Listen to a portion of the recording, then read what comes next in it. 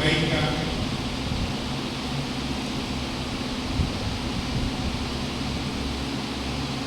Deuteronomio capítulo 30, verso 19.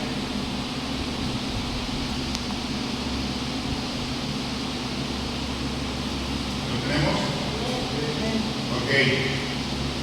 Capítulo 30, verso 19 de Deuteronomio dice así: a los cielos y a la tierra llamo por testigos hoy contra vosotros, que os he puesto delante la vida y la muerte, la bendición y la maldición. Escoge, pues, la vida para que vivas tú y tu descendencia. Amén. Amén. Vamos a orar. Padre, en el nombre de Jesús, gracias, Señor, por este día. Gracias por esta oportunidad que nos das, Señor, de reunirnos como tu pueblo, Señor, como tu nación santa, Señor, escogido, Señor, por ti, para toda buena obra, Señor. Hoy te pedimos, Señor, que tu Espíritu Santo nos redarguya nuestro corazón, Señor, que nos traiga luz a nuestra vida, Señor, tu palabra, Señor, ilumine nuestro entendimiento y nos revele, Señor, el propósito, Señor, para el cual tú lo has enviado, Señor. Te pedimos que esta palabra, Señor, que tú hoy nos has mandado a nuestra vida, Señor, no vuelva a ti vacía, Señor, sino que dé fruto, Señor, fruto en nuestra vida para ti, Señor, que permanezca y que todo, Señor, sea para glorificar tu nombre, Señor. Te lo pido, Padre, en especial, que me permitas compartir tu palabra, Señor, con el nuevo, que me permitas, Señor, darle a mis hermanos, Señor, el mensaje tal cual tú me lo has compartido, Señor, y que me des de tu gracia y tu favor, Señor, para poderlo compartir, Señor, en el nombre de Jesús. Amén. Amén. Muy bien. Tomen su lugar, por favor. Le he puesto por título a este mensaje el principio de las 3D. ¿Sí se lo sabe? El principio de las 3D. ¿Lo habían escuchado antes? ¿No? Ok, el principio de las 3D es decisión, la primera D, determina, la segunda D, destino. Decisión, determina, destino, son 3D. Y el día de hoy les quiero hablar de este principio, ¿sí? Este principio bíblico que se manifiesta en la Biblia desde el Génesis hasta el Apocalipsis, ¿sí? Esto no es una fórmula humana, no es filosofía humana, ¿sí? Es una verdad espiritual que Dios nos ha revelado a través de la historia de reyes, de profetas y de personas como usted y como yo, ¿sí? Es un principio bíblico, déjame le digo que es una verdad espiritual, ¿sí? Que se repite a lo largo de las escrituras, y aunque no está formulada como una ley como tal, ¿sí? Es un mandamiento que Dios nos marca. Por ejemplo, aquí estábamos leyendo, dice: a los cielos y a la tierra llamo por testigos hoy contra vosotros, que os he puesto delante la vida y la muerte, la bendición y la maldición. Y luego dice: toma una decisión, escoge, ¿sí? Toma una decisión. Ahí está la primera de escoge. Dice: escoge pues la vida para que vivas tú y tu descendencia. Entonces, la decisión que tú tienes que tomar es escoger entre la vida o la muerte. Pero Dios te sopla la respuesta del examen y te dice: escoge la vida, ¿sí? Dios nos da libre albedrío, nos da la oportunidad de decidir, pero te ayuda a, porque no entiendes muy bien, te dice la respuesta, te dice: escoge la vida. Y luego dice: para que vivas, y esto determina, ¿sí? Tu decisión va a determinar si vives o mueres, ¿sí? Esa es la segunda D, ¿sí? Determina, es que nosotros vamos a, la decisión que tomemos, lo que elijamos, va a tener consecuencias positivas o negativas en nuestra vida. ¿Está de acuerdo conmigo, sí o no? ¿Sí? Entonces yo tomo una decisión y esa decisión va a determinar un resultado, ¿sí? Entonces, aquí en Deuteronomio dice: para que vivas. O sea, escoge la vida, ¿sí? Para que vivas. Porque si escoges la muerte, ¿qué va a pasar? Vas a morir, ¿verdad? Entonces, la decisión escoge, determina para que vivas, ¿sí? Y el destino es para que tú y tu descendencia, ¿sí? Dice: escoge pues la vida para que vivas tú y tu descendencia. O sea, en las decisiones que nosotros tomamos hay implícito las consecuencias para nuestra vida, pero también afectamos directamente a nuestros hijos, a nuestros nietos, a nuestros bisnietos y hasta nuestros tataranietos. ¿Sí? Entonces, cada decisión que tomamos tiene el poder de determinar nuestro destino y impacta directamente a nuestras generaciones. Y el día de hoy les quiero compartir una historia de un chico que, por decisiones que no fueron de él, vivió una vida tormentosa. ¿Sí? Él fue el resultado de las decisiones de sus padres y de sus ancestros. ¿Sí? Hoy veremos a través de los ojos de Mefiboset. ¿Les suena el nombre de Mefiboset? ¿Sí? Este joven, él no eligió la vida que estaba llevando. Esas fueron decisiones que no estuvieron en sus manos, pero fue marcado por esas decisiones. ¿Sí? Acompáñenme al segundo libro de Samuel, en el capítulo 4, versículo 4. Vamos a leer la historia de este muchacho. Segundo de Samuel, capítulo 4, verso 4.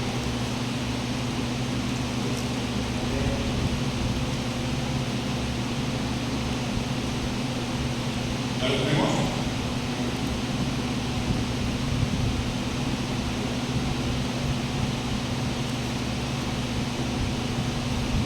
Dice: y Jonatán, hijo de Saúl, tenía un hijo que lisiado de los pies. ¿Cuántos años tenía? 5. Tenía 5 años de edad cuando llegó de Jezreel la noticia de la muerte de Saúl y de Jonatán. Y su nodriza le tomó y huyó, y mientras iba huyendo apresuradamente, se le cayó el niño y quedó cojo. Su nombre era Mefiboset. ¿Sí? Entonces, para entender el contexto de Mefiboset es necesario remontarnos un poco más hacia atrás en la historia. Cuando Mefiboset tenía 5 años, ¿sí? Él todavía no tomaba ninguna decisión en su vida. ¿Sí? Él estaba dependiente de alguien. ¿Sí? Y fue marcado por las decisiones de su abuelo Saúl y de su padre Jonatán y de la nodriza que lo estaba cuidando. ¿Sí? Entonces, la caída que lo dejó lisiado no fue culpa suya. ¿Sí? Así a muchos de nosotros nos ha pasado que somos daño colateral de las decisiones de alguien más. ¿Sí me entienden? ¿Sí? A veces hay consecuencias en nuestra vida que vienen, pero no por decisiones propias, sino por decisiones de alguien más. ¿Sí? Ahora, dice ahí que llegó de Jezreel la noticia de la muerte de Saúl y de Jonatán. Aquí hay dos personas. Saúl es su abuelo, el rey de Israel, y Jonatán es el príncipe, el hijo de Saúl. Entonces, al momento que llega la noticia de que habían muerto su padre y su abuelo, el heredero del trono es Mefiboset. ¿Sí? Él es el príncipe heredero. Entonces la nodriza, en un intento por salvarlo, ¿sí? Sale corriendo y en el acto, pues se le cae el chamaco. Se le cayó el niño de 5 años. Probablemente donde cayó había piedras o algo que le impactó de una manera que lo dejó lisiado. Dice la escritura que lo dejó lisiado. ¿Sí? Entonces, esta nodriza no actuó deliberadamente en contra de Mefiboset. Fue un accidente, estamos de acuerdo. Pero el accidente vino como consecuencia de las decisiones de su padre y de su abuelo. El accidente fue motivado por un hecho imprevisto. De pronto, el príncipe, ¿sí? Que estaba en cuidado de la nodriza, recibe la noticia de que su padre y su abuelo fueron asesinados y que tienen que hacer proteger al heredero, proteger a la niña. ¿Sí? Entonces, vamos a ver un poco quién es Saúl y por qué las consecuencias las estaba pagando Mefiboset. ¿Sí? Ok. Vamos al primer libro de Samuel, capítulo 9, verso 2, para entender quién es Saúl. Primera de Samuel, capítulo 9, verso 2.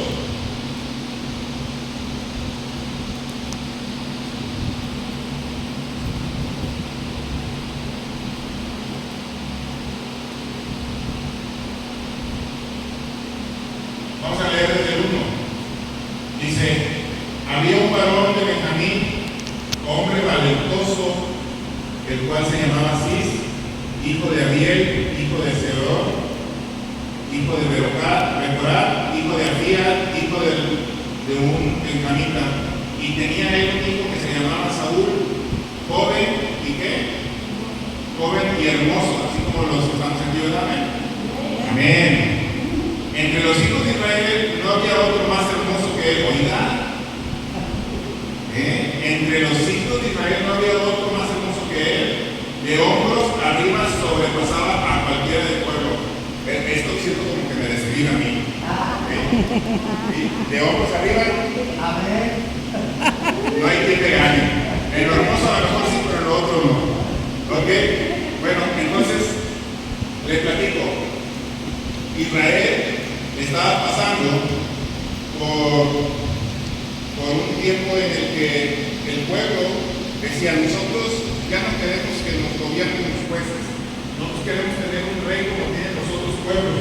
Entonces Saúl es elegido por el pueblo, pero no por decisión divina, sino porque el pueblo estuvo presionando, ¿sí?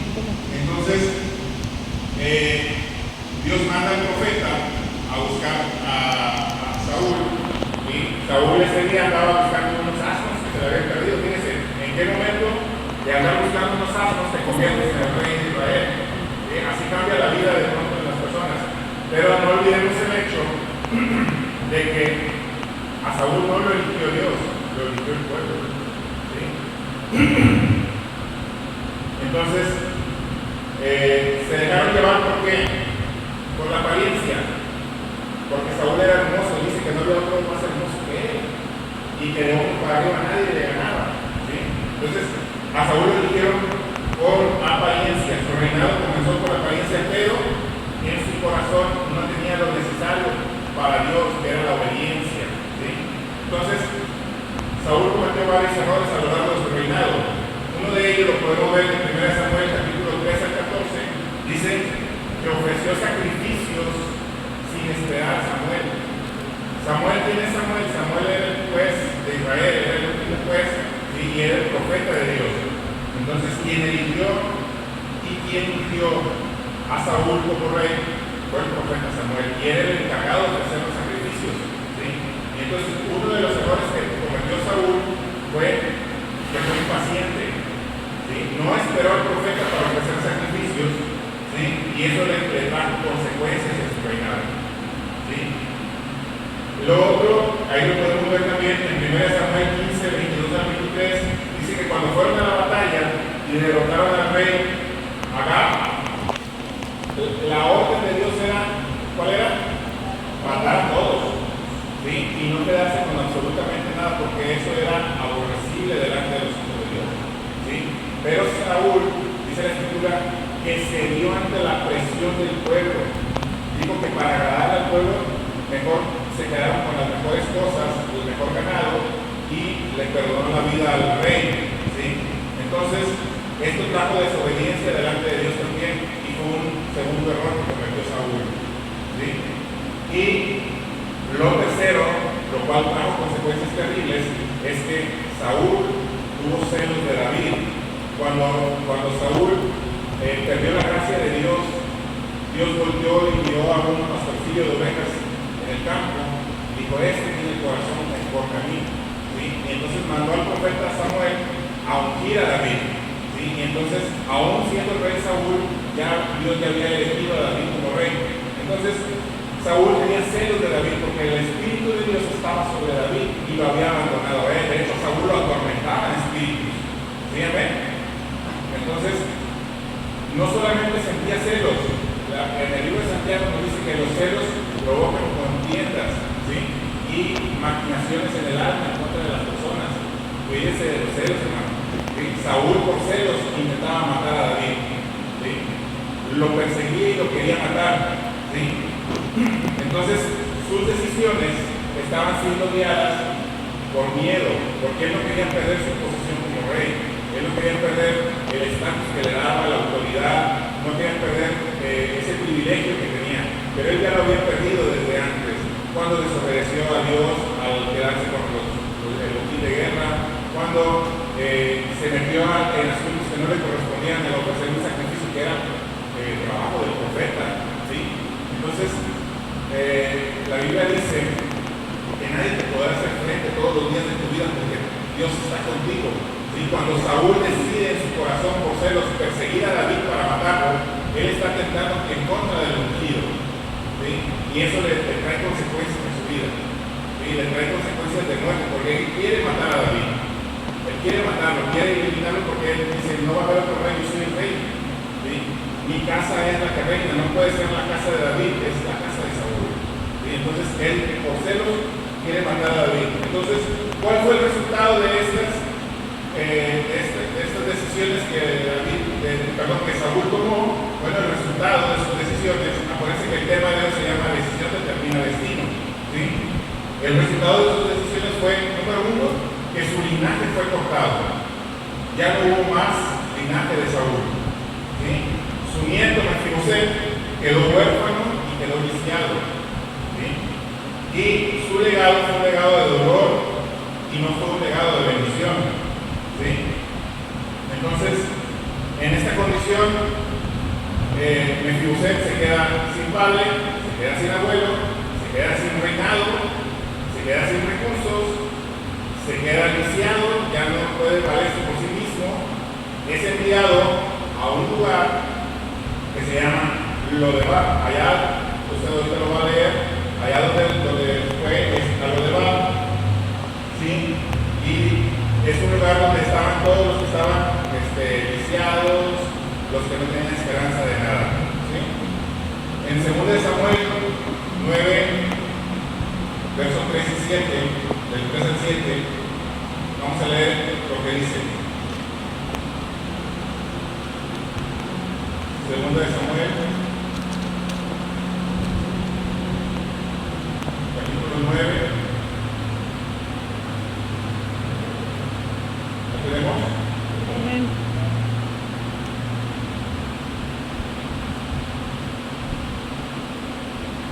Capítulo 9, versos del 3 al 7.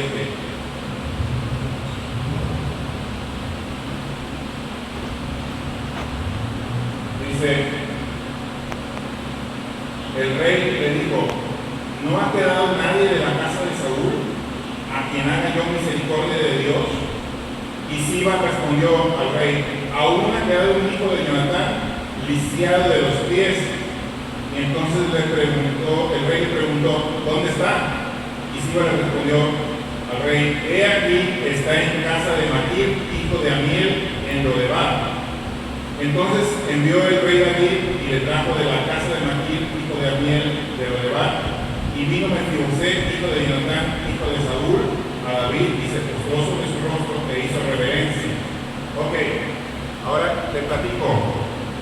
Cuando el evento de la nodriza se le cae Mefiboset tenía 5 años, ¿sí? 5 años. De eso a que David lo manda a llamar, ¿sí?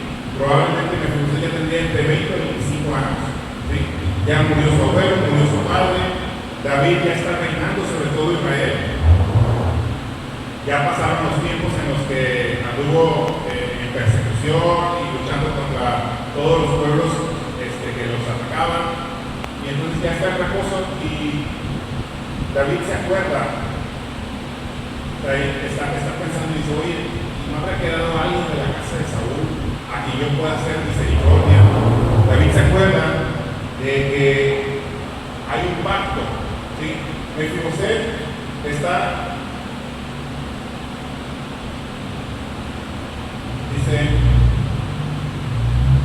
Mefiboset está en Lodebar, Mefiboset está lisiado, ha pasado ya una vida, ha pasado años, y él está en una condición muy deplorable, ¿sí? Mire lo que significa Lodebar. Dice, la palabra Lodebar es una palabra compuesta que dice lo, que significa no, y debar significa palabra o cosa. Entonces Lodebar significa un lugar sin palabra, sin palabra de Dios, un lugar sin comunicaciones porque estaban aislados, ¿sí? O un lugar sin propósito. ahí estaba Mefiboset, y así era su vida, ¿sí? Lo de Bar representa un lugar desolado, un lugar árido, un lugar sin esperanza, donde no hay revelación, no hay promesa. Era considerado un sitio donde la presencia de Dios no se manifestaba. Así era lo de Bar.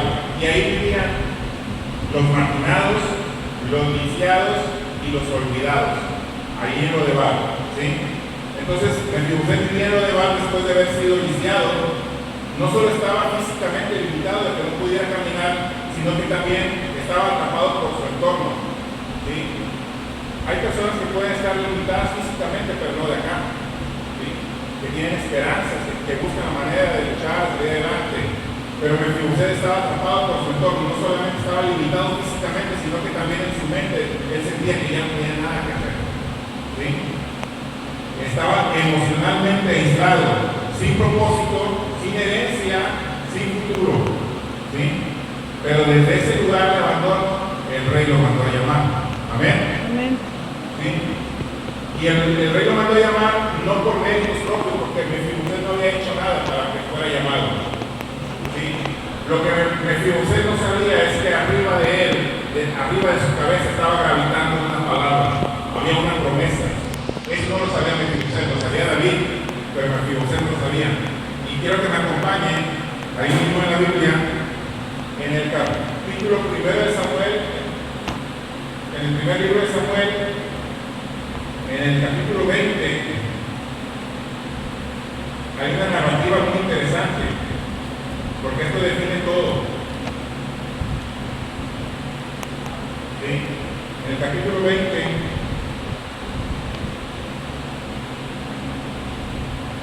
del versículo 12 al 15. Acompáñame a leerlo. Dice, entonces dijo Jonatán a David, antes de que me lo explico, Saúl, el padre de Jonatán, lo andaba buscando para matar a David. ¿Sí? Saúl andaba buscando a David para matarlo porque sabía que la presencia de Dios estaba con David y sabía que David era el ungido para ser el próximo rey. Entonces, Saúl quería matar a David. Y Saúl estaba buscando la manera de atraparlo. ¿Sí? Jonatán, hijo de Saúl, príncipe, y David habían hecho clic, se habían hecho muy buenos amigos, ¿sí? Se consideraban más que amigos, se consideraban hermanos, se amaban como hermanos, ¿sí?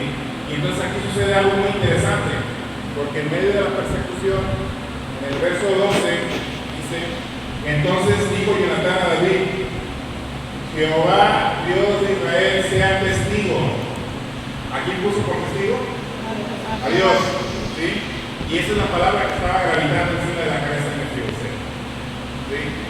Dice, cuando le haya preguntado a mi padre mañana a esta hora o el día tercero si resultara bien para David, entonces enviaré a ti para hacértelo saber. Pero si mi padre intentara hacerte mal, Jehová así haga Jonatán y aún le añada si no te lo hiciera saber, y te enviaré para que te vayas en paz y esté Jehová contigo como estuvo con mi padre. O sea, Jonatán le está cubriendo la espalda a David, lo está protegiendo de que su padre lo encuentre y que lo mate. Entonces Jonatán está diciendo, si yo me entero de que mi papá va a ir en contra tuyo, yo te voy a avisar para que huyas. Y si me entero de que no va a hacer nada en contra tuyo, te voy a avisar para que estés tranquilo. ¿Sí? Entonces le dice, y ponemos a Jehová Dios de Israel como testigo, ¿sí? De este pacto que vamos a hacer tú y yo. Dice, y si yo viviere, verso 14 dice, y si yo viviere, harás conmigo misericordia de Jehová para que no muera. O sea que si algo le llega a pasar a mi papá Saúl, preserva mi vida, ¿sí? Guarda mi vida, no me mates, no destruyas toda mi casa, ¿sí? Le está diciendo, si vas en contra de mi padre y lo matas, y si yo llegase a quedar vivo, protégeme, ¿sí? Dice, y no apartarás tu misericordia de mi casa para siempre. Y esta palabra, ¿sí? Tiene un peso eterno. Que le dice, no apartarás tu misericordia de tu casa para siempre. Cuando Jehová haya cortado uno por uno los enemigos de David de la tierra, no dejes que el nombre de Jonatán sea quitado de la casa de David. Oiga, Jonatán ya no está diciendo, yo ya no me pertenezco a la casa de Saúl, yo ya no pertenezco a la casa de David, ¿sí? Y Jonatán está profetizando que Dios le va a quitar los enemigos del medio a David. Le dice, cuando se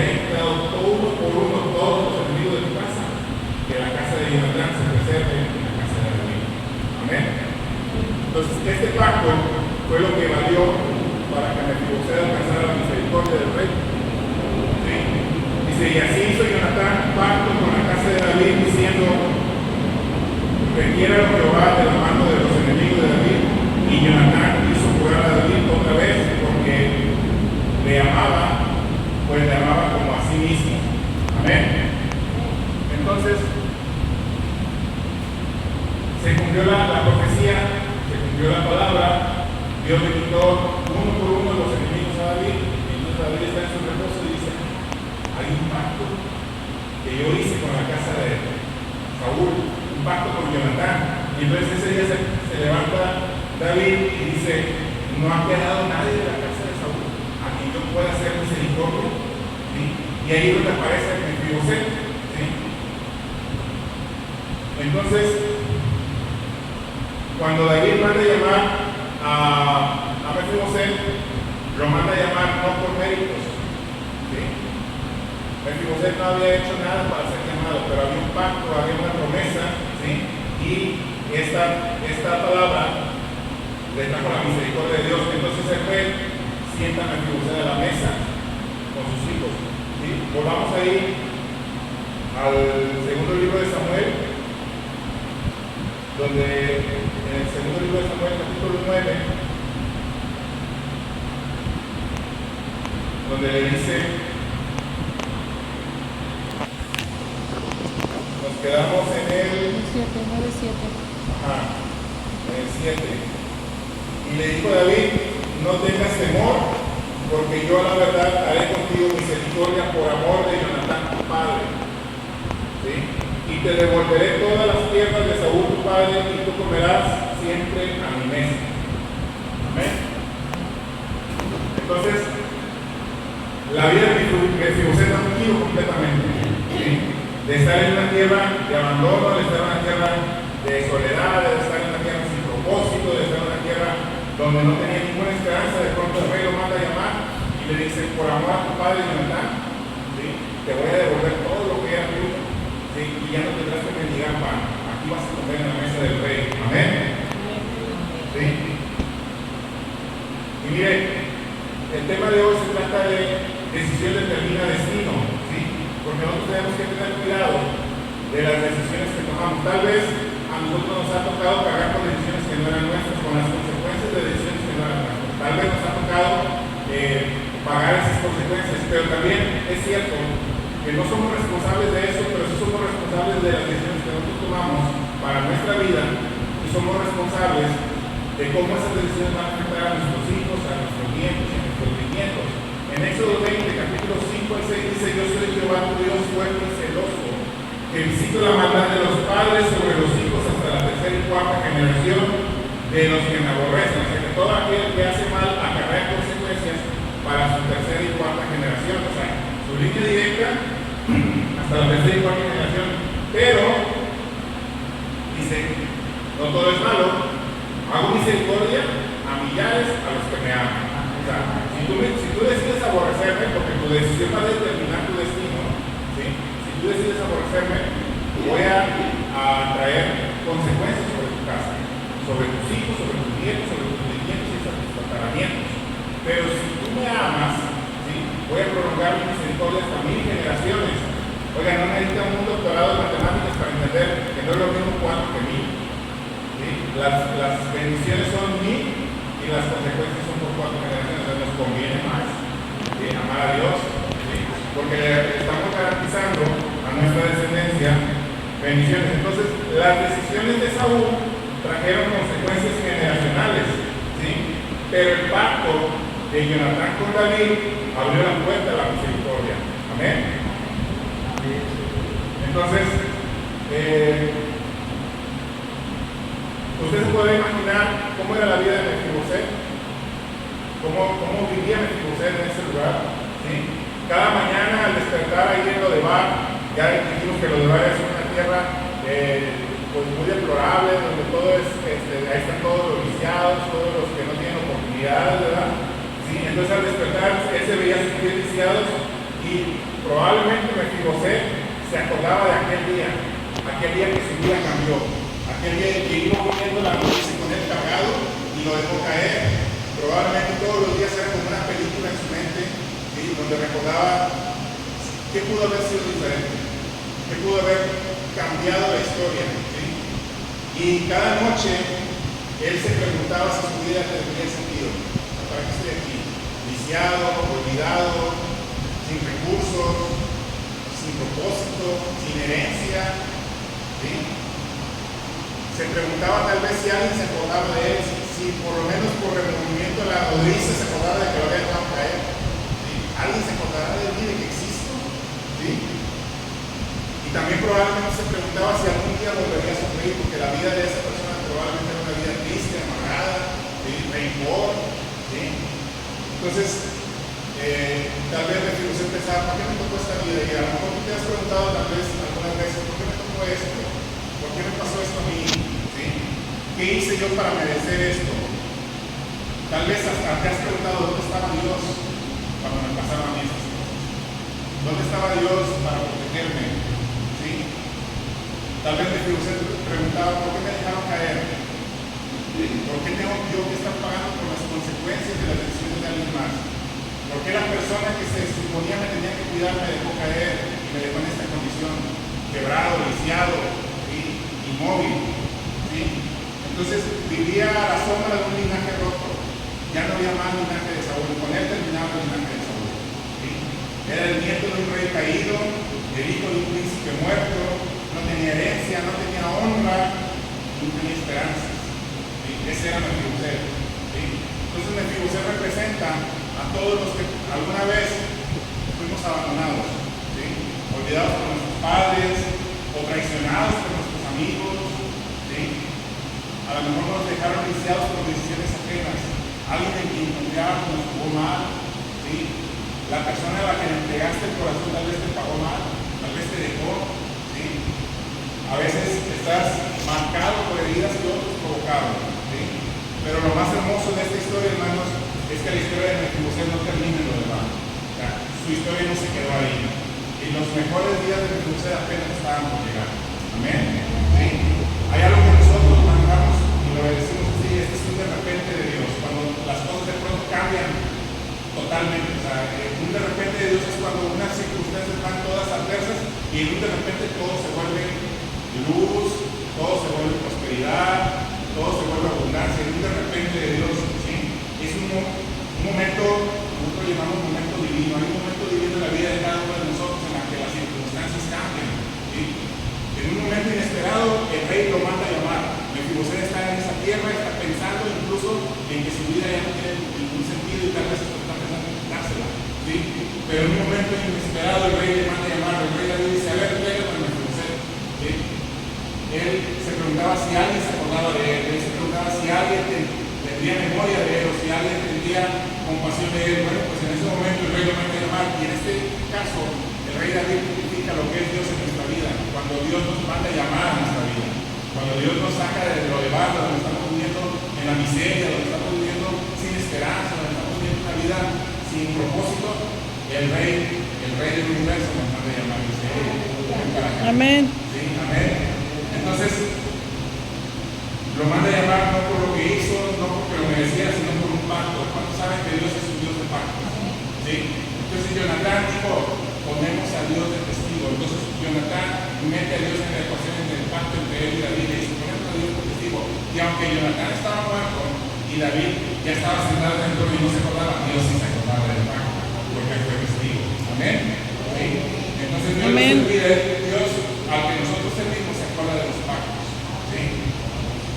Probablemente nuestros padres hayan fallado, probablemente hemos vivido una vida triste, tormentosa, pero Dios no se olvida de lo que le ha prometido a nuestros padres.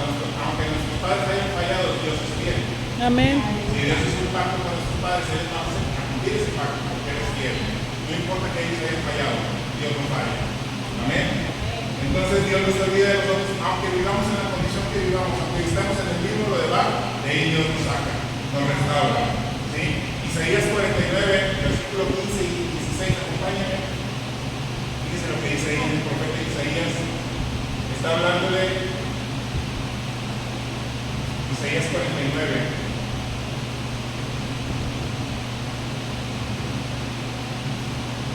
Y 16.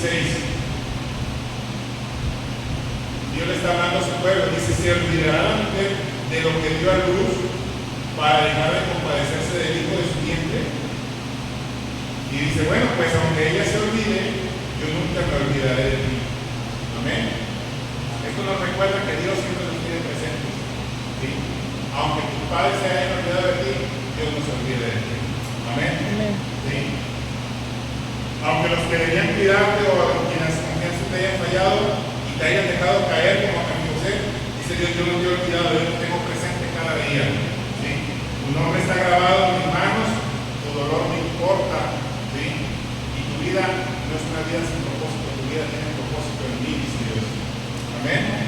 Entonces, hoy puede ser tú de repente, así como José fue llamado al palacio, hoy tú puedes ser llamado a la casa de Dios, a la mesa del rey. Hoy tú puedes ser llamado a la presencia de Dios para restaurar tu vida, para que todo lo que habías perdido en el proceso, Dios te lo restaure, Dios te lo regresa. Dice: todo lo que era tuyo, te lo devolveré.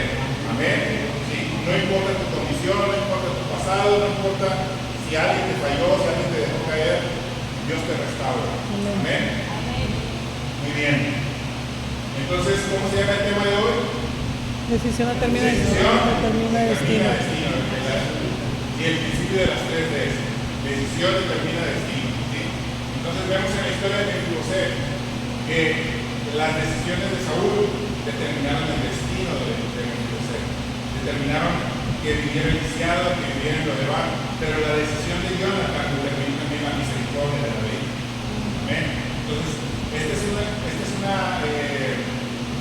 un mensaje para que seamos conscientes de que hay decisiones que nosotros no tomamos y pagamos algunas consecuencias, pero también seamos conscientes y estemos presentes a la hora de tomar las decisiones que sí van a afectarnos a nosotros y que sí van a traer consecuencias a nuestros seres queridos. ¿Sí? Entonces, tú no tienes la culpa de dónde naciste, de cómo naciste, tú no eres responsable de nada de eso, pero sí eres responsable de lo que hagas a partir de ahí en adelante. Y esas decisiones sí son tu responsabilidad.